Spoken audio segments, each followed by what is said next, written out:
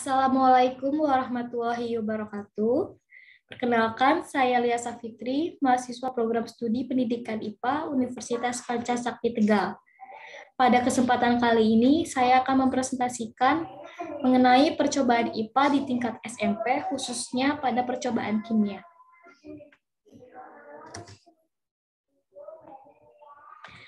Materi yang akan kita pelajari, yang pertama petunjuk penggunaan kit yang relevan berdasarkan Permendikbud nomor 24 pada lampiran 6. Kemudian yang kedua, pemanfaatan kit praktikum IPA. Yang ketiga, pemanfaatan alat laboratorium IPA non-kit. Dan yang terakhir, contoh percobaan IPA. Oke, yang pertama petunjuk penggunaan kit yang relevan.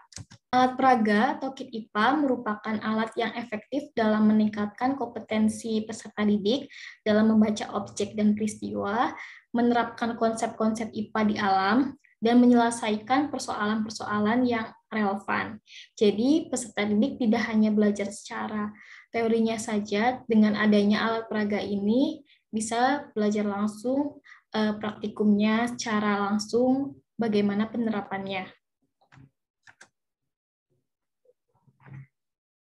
Alat peraga atau kit IPA berdasarkan IPA dasar, IPA terapan, dan teknologi percobaan IPA dengan menggunakan kit IPA yang telah didistribusikan di beberapa sekolah SMP maupun MTS, terdiri dari 4 kelompok. Yang pertama, kit mekanika, kit hidrostatika dan panas, kit optika, dan yang terakhir, kit listrik dan magnet. Pemanfaatan kit materi IPA SMP berbasis kompetensi dasar pada kurikulum 2013. Nah, ini pada kelas 7, pada KD menganalisis konsep suhu dan pemuaian, materi suhu dan kalor. Ya, aktivitas peserta didik. Yang pertama, peserta didik mengamati gejala pemuaian. Salah satunya gas dan udara menggunakan peralatan sederhana, misalnya balon karet, pembakar spiritus, beker gelas, dan air, kemudian mencatat fenomena yang terjadi. Dan yang kedua, peserta didik melakukan eksperimen sederhana tentang perambatan panas, cara konduksi pada berbagai macam logam, misalnya aluminium, tembaga, seng, dan besi, dan mencatat serta melaporkan hasilnya.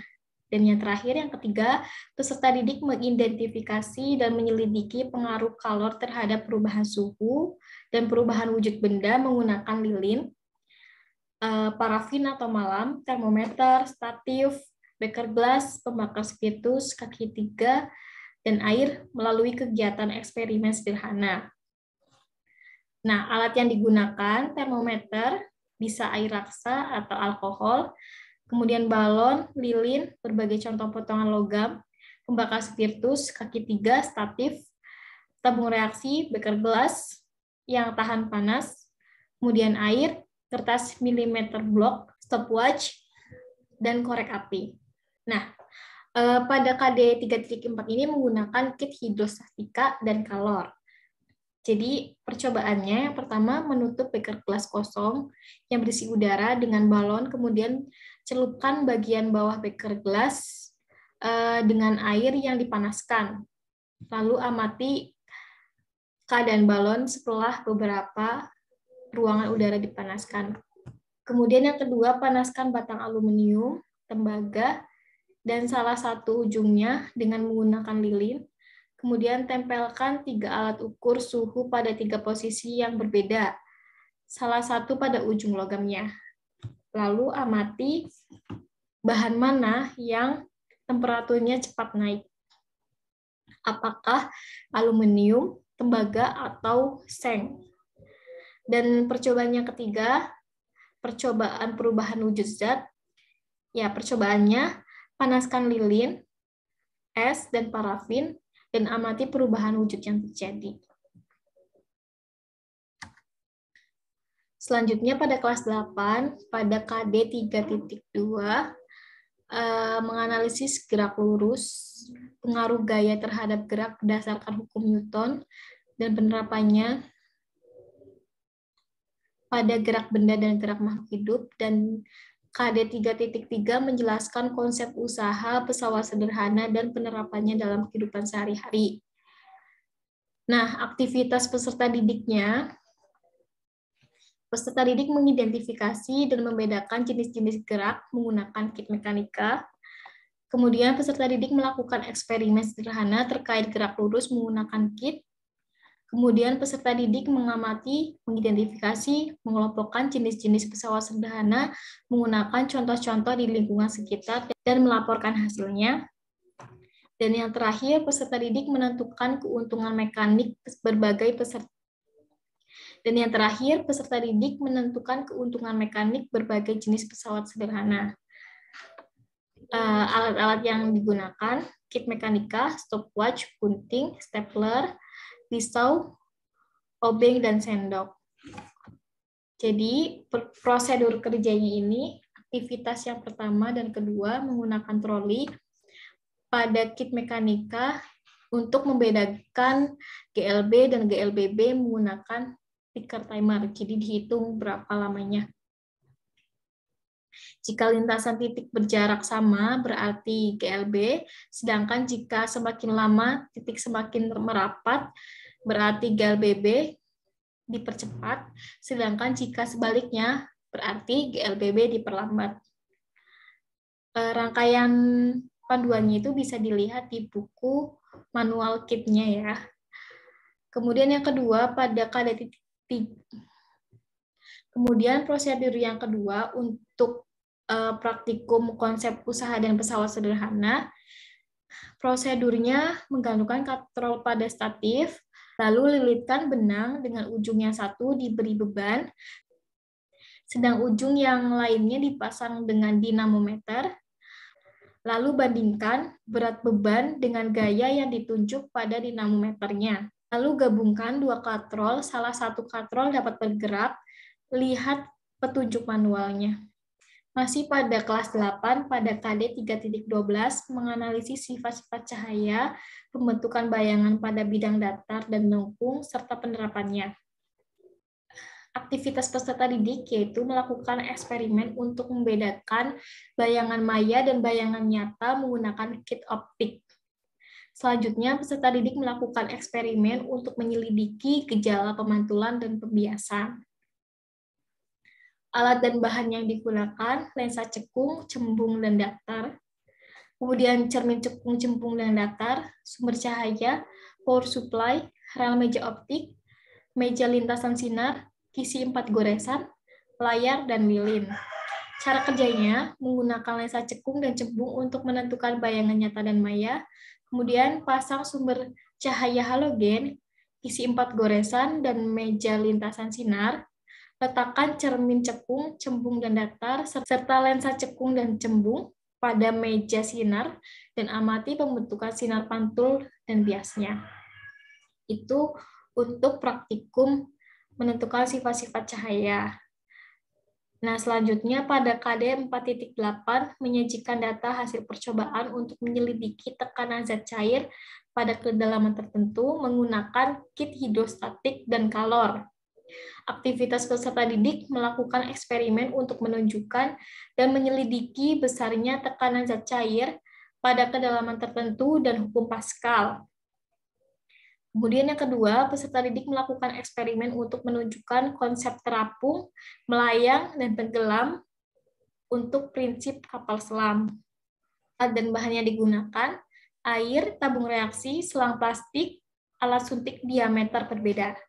Prosedur kerjanya, untuk aktivitas 1 dan 2, hubungkan dua piston atau suntikan dengan luas penampang yang berbeda, dengan selang yang diisi dengan air, kemudian tekan piston yang besar dan yang kecil secara bersamaan, lalu rasakan perbedaan gaya yang diberikan, mana gaya yang besar dan mana yang gaya yang kecil. Selanjutnya, untuk kelas 9 pada KD 4.4 menyajikan hasil pengamatan tentang gejala listrik statis dalam kehidupan sehari-hari. Nah, mungkin teman-teman juga sudah pernah melakukan percobaan ini ya. Dari SD juga sudah pernah melakukan percobaan listrik statis. Aktivitas peserta didik melakukan demonstrasi dan eksperimen untuk menyelidiki muatan listrik statis berdasarkan prinsip elektrostatis sederhana. Alat dan bahan yang digunakan, mistar plastik, kertas, aluminium foil, bekas kemasan botol mineral, balon, kain wol, atau kain sutra. Prosedur kerjanya, buat elektroskop dengan menggunakan botol mineral, bagian tutupnya dipasang 2 helai aluminium foil.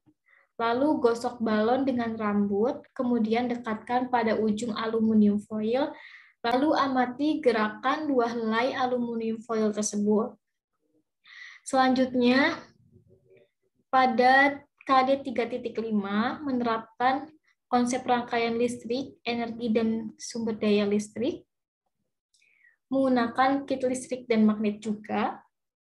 Namun aktivitas peserta didiknya melakukan eksperimen untuk menunjukkan rangkaian listrik terbuka dan rangkaian listrik tertutup menggunakan kit, lalu melakukan eksperimen untuk menyelidiki karakteristik rangkaian listrik terkait hukum Ohm dan hukum Kirchhoff menggunakan kit. Dan yang ketiga, peserta didik melakukan eksperimen untuk menunjukkan induksi elektromagnetik dan prinsip elektromagnetik menggunakan kit.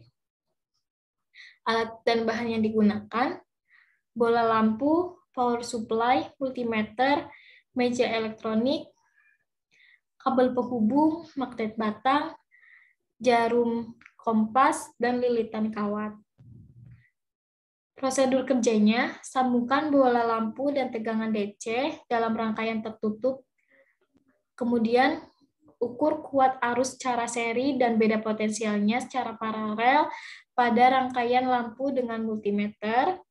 Lalu, buktikan persamaan hukum Ohm. Untuk lebih lengkapnya, lihat pada petunjuk manual kit listrik dan magnet. Selanjutnya, pemanfaatan alat laboratorium non-kit. Alat laboratorium ini tidak hanya menggunakan yang kit saja, tetapi juga menggunakan alat yang non-kit, karena tidak bisa semuanya menggunakan yang kit. Alat-alat laboratorium yang digunakan untuk praktikum IPA, ada yang sudah dikemas dalam bentuk kit, biasanya sebagian besar untuk praktikum fisika, dan ada pula yang memang terpisah. Biasanya di luar praktikum fisika, biasanya untuk praktikum biologi atau kimia. Nah, contoh KD-nya menyajikan hasil percobaan tentang perubahan bentuk energi termasuk fotosintesis. Nah, ini praktikum biologi ya, praktikum fotosintesis kan ini tidak menggunakan alat kit ya, menggunakan yang non-kit. Alatnya itu misalnya gelas kimia, terus corong, gelas ukur, kemudian tabung reaksi, ini termasuk ke dalam alat yang non-kit. Contoh KD selanjutnya menjelaskan tekanan zat dan penerapannya dalam kehidupan sehari-hari, termasuk tekanan darah, osmosis, dan kapilaritas jaringan angkut pada tumbuhan. Nah, untuk mengetahui jaringan angkut pada tumbuhan ini kan tidak menggunakan alat kit ya. Kita biasanya mengamati jaringan angkut pada tumbuhan menggunakan mikroskop, mengamati di bawah mikroskop. Lalu selanjutnya menyajikan karya tentang proses dan produk teknologi sederhana yang ramah lingkungan. Dan yang terakhir menganalisis terjadinya pencemaran lingkungan dan dampaknya bagi ekosistem. Jadi sebenarnya ada KD yang lain selain ini. Pada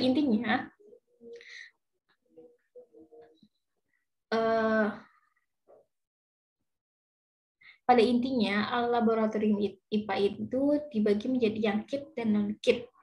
Untuk yang kit itu yang sudah satu paket untuk percobaan tertentu, biasanya itu di percobaan praktikum fisika, sedangkan untuk non-kit ini bisa digunakan untuk praktikum kimia, bisa juga digunakan untuk praktikum biologi, atau juga fisika juga bisa digunakan. Contohnya tadi ya, alat yang kit itu tadi yang sudah dijelaskan, kit optika, kit hidrostatika, kit suhu dan kalor, dan lain-lain. Sedangkan yang non-kit ini misalnya alat-alat gelas, ini termasuk ke dalam non-kit.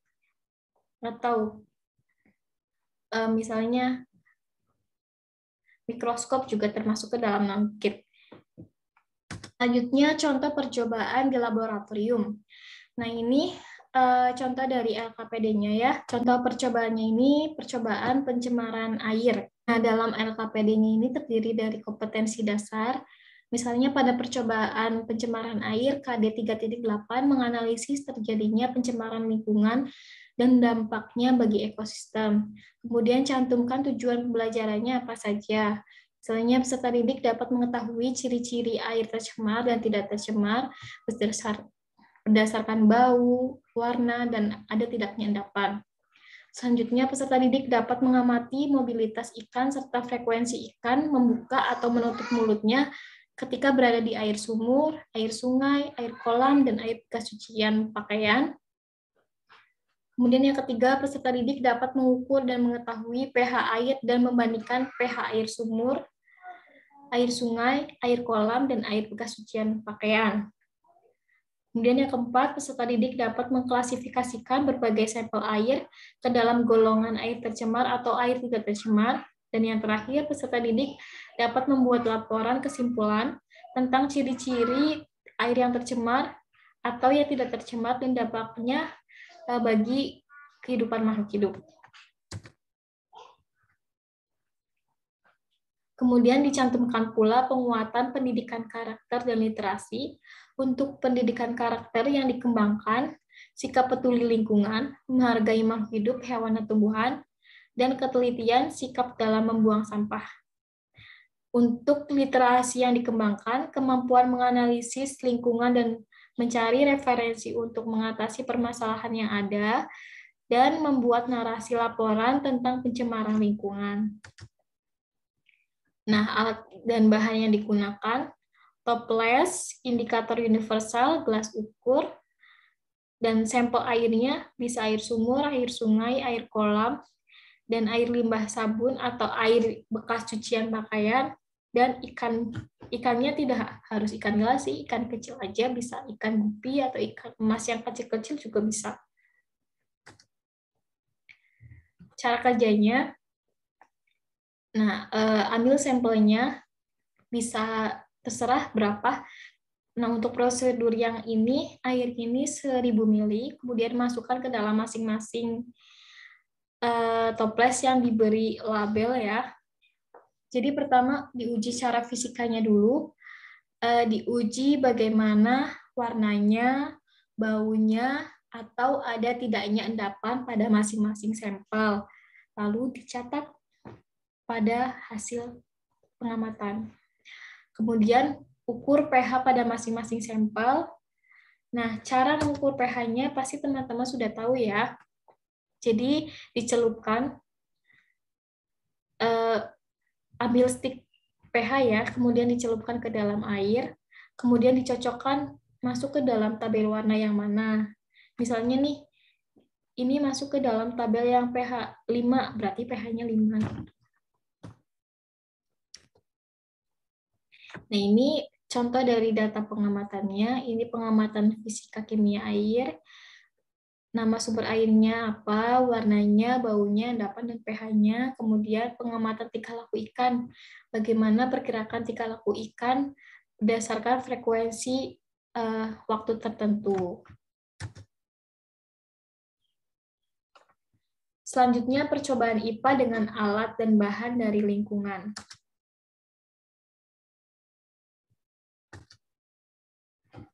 Nah, ketika praktikum IPA tidak hanya praktikumnya itu dilakukan di dalam laboratorium atau di kelas, kita juga bisa melakukan percobaan atau praktikumnya di luar kelas di lingkungan ya. Jadi menurut Slameto 2003, belajar ialah sesuatu proses usaha yang dilakukan seseorang untuk memperoleh suatu perubahan tingkah laku yang baru secara keseluruhan sebagai hasil pengalamannya sendiri dalam interaksi dengan lingkungannya. Ketika kita mengajak peserta didik untuk belajar secara langsung dengan lingkungan, maka pembelajaran akan lebih mengena. Jadi peserta didik itu lebih banyak mengenal lingkungan sekitarnya. Nah, hal tersebut menunjukkan bahwa lingkungan sangat penting pengaruhnya terhadap kemampuan peserta didik dalam menguasai sesuatu yang sedang dipelajarinya.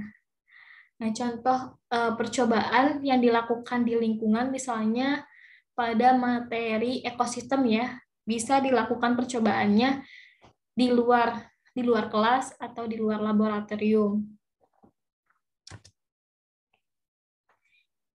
Nah, yang terakhir percobaan IPA khususnya kimia yang sederhana yang dapat kita lakukan.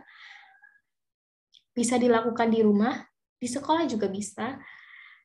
Dan ini ada beberapa percobaan kimia.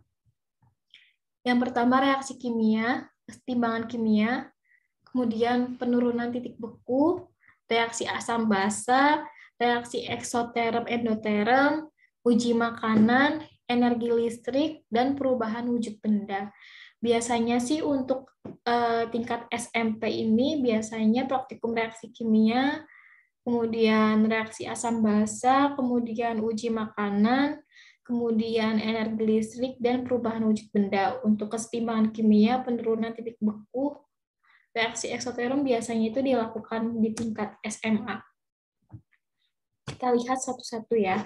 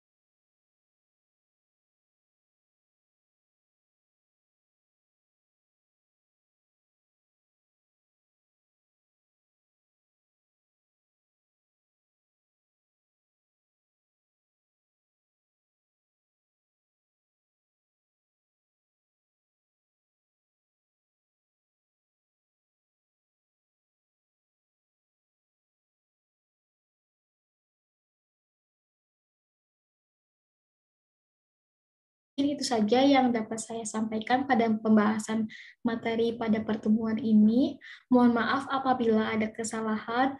Wassalamualaikum warahmatullahi wabarakatuh.